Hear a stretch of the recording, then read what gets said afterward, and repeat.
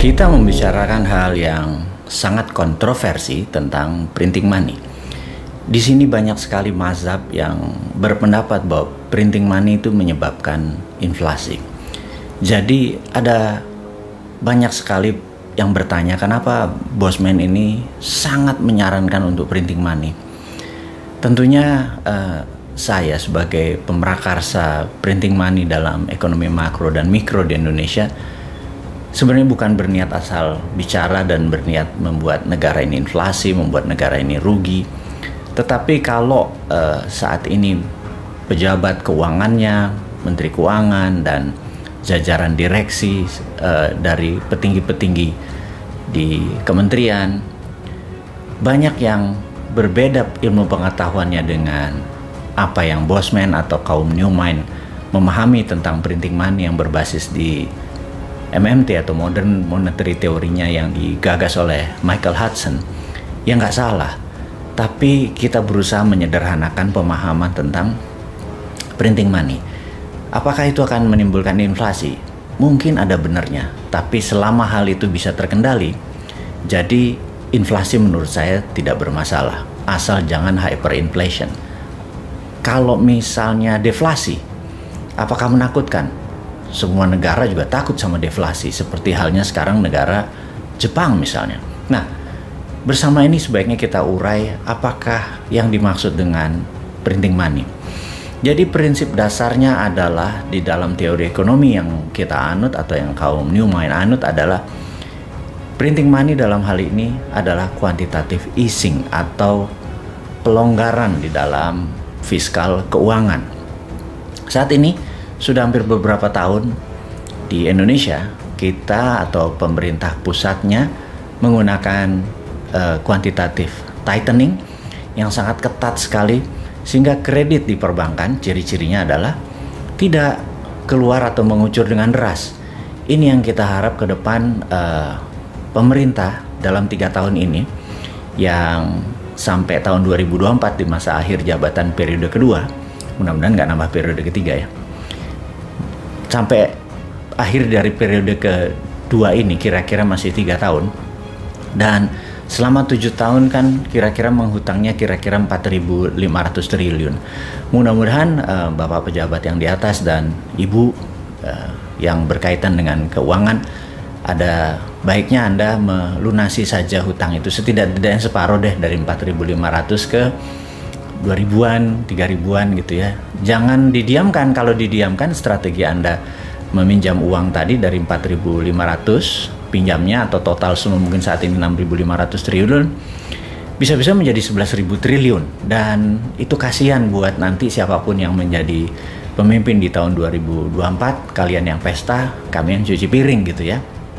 Jadi intinya adalah bagaimana kalau Anda semua pejabat di atas dalam 3 tahun ke depan gunakan strategi quantitative easing, yaitu longgarkan semua kebijakan keuangan, kredit ngucur lagi, kayak kemarin properti nggak jalan, banyak sekali kredit-kredit yang nggak bisa jalan di perbankan, padahal untuk growth ekonomi sebuah negara kalau Anda ingin 7% supaya sesuai dengan janji-janji manis waktu di kampanye yang bikin diabetes itu, harusnya ya minimum pertumbuhan ekonomi Indonesia dari sisi kucuran dana adalah 15%, meningkat pertumbuhan kreditnya dibandingkan dengan tahun sebelumnya.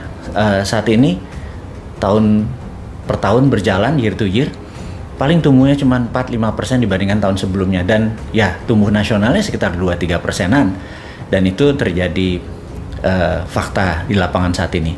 Oke, kita akan urai tentang quantitative easing, di mana uang sangat cair, atau bahkan kalau sampai ditambah printing money menjadi lazy money, uang itu lazy tapi pekerjaan banyak, sehingga Anda yang memiliki project-project yang tadinya bermasalah dengan funding atau pembiayaan menjadi semuanya jalan. Oke, saya yakin jangan takut dengan inflasi. Di sini saya mau menerangkan prinsip dasar dari MMT yang banyak dikritik oleh mereka yang memahami bahwa printing money adalah menyebabkan inflasi adalah begini. Saya lebih suka harga beras, atau kami kaum MMT ini, Modern Monetary Theory ini, lebih suka harga beras itu 20.000 per liter.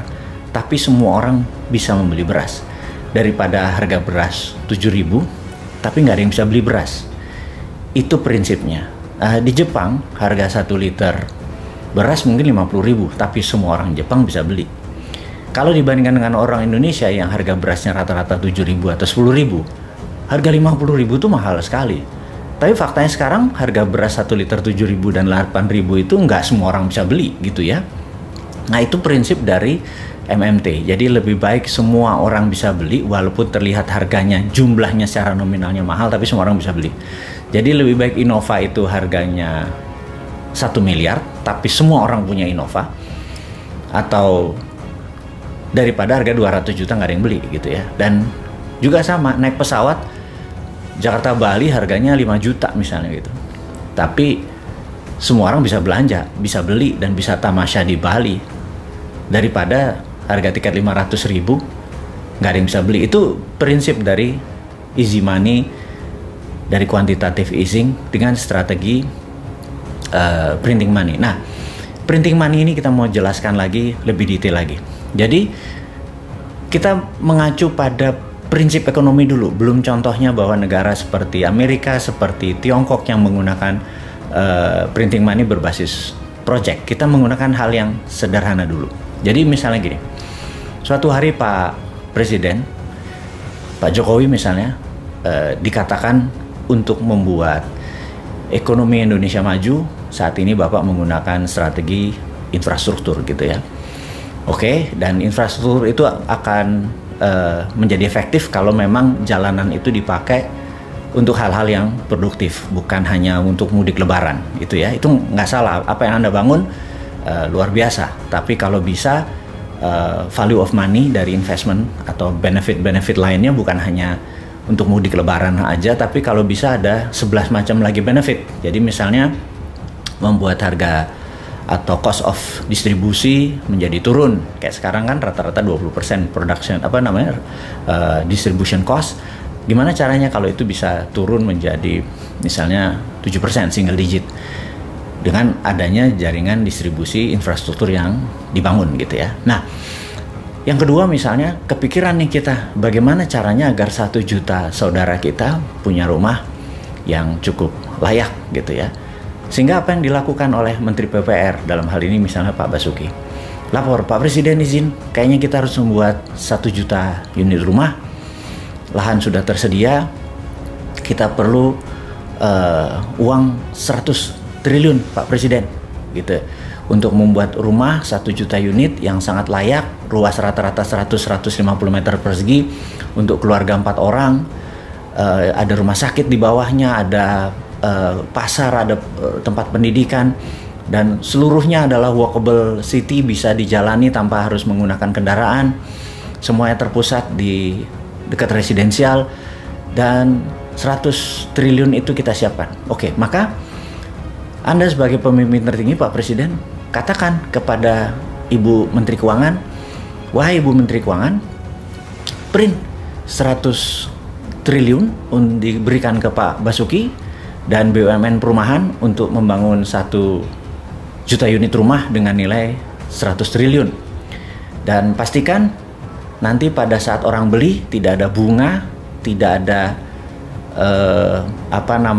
interest dari mereka yang harus membeli tersebut, dan Anda Pak Basuki menjualnya adalah par price, alias modalnya 100 triliun ya nanti harus balik 100 triliun tanpa dibungakan. Dan pastikan nomor 1, Pak Menteri PUPR harus menyiapkan seluruh konstruksi tadi, biaya tadi adalah barang-barang lokal, kusennya lokal, semennya lokal, batanya lokal, 100% lokal, nggak boleh ada unsur impor, apalagi unsur dari Tiongkok, tidak boleh. Nah, dengan hal itu Krakatau Steel, besinya langsung menyala pabriknya, kemudian semen, kemudian paku, kemudian kayu, genteng, dan lain sebagainya, lantai dan lain sebagainya langsung diproduksi dan dibayar apa adanya. Kemudian ketika ada orang membeli properti tersebut, uangnya langsung dikirim ke Menteri Keuangan, dan begitu uangnya masuk, dibakar. Masuk 1 juta dibakar, masuk 1 miliar dibakar, masuk 10 miliar dibakar gitu ya. Di tahun kelima diharapkan sold 100% karena tidak ada biayanya, tidak ajaib. Dan begitu bangunan itu berdiri, sold, terjual 100%, uang masuk ke Menteri PPR dan langsung dikirim ke Menteri Keuangan, dibakar. Selesai. Jadi uang tersebut nol, tidak ada beredar di masyarakat lagi. Kemudian masyarakat memiliki rumah, dan 100 triliun tadi underlay-nya adalah proyek 1 juta unit rumah. Itu adalah prinsip printing money berbasis proyek, seperti halnya Tiongkok bangun sejak tahun 1989 hingga saat ini, sudah hampir 40 tahun. Mereka membangun gila-gilaan, apa aja dibangun. Pokoknya bukan sekedar membangun rumah, tapi kemanfaatannya 12 level benefitnya. Kayak tadi, begitu rumah dibangun, kusennya dari Indonesia 1, gentengnya dari Indonesia 2, marmer atau keramiknya dari Indonesia, landscape, gardening, listrik, kabel, semuanya buatan Indonesia. Dan itu akan terjadi multiply efek daripada uang yang 100 triliun tadi mulai digulirkan. Dan sekali lagi, begitu masuk, disiplin, kita langsung kirim ke Menteri Keuangan dan dibakar.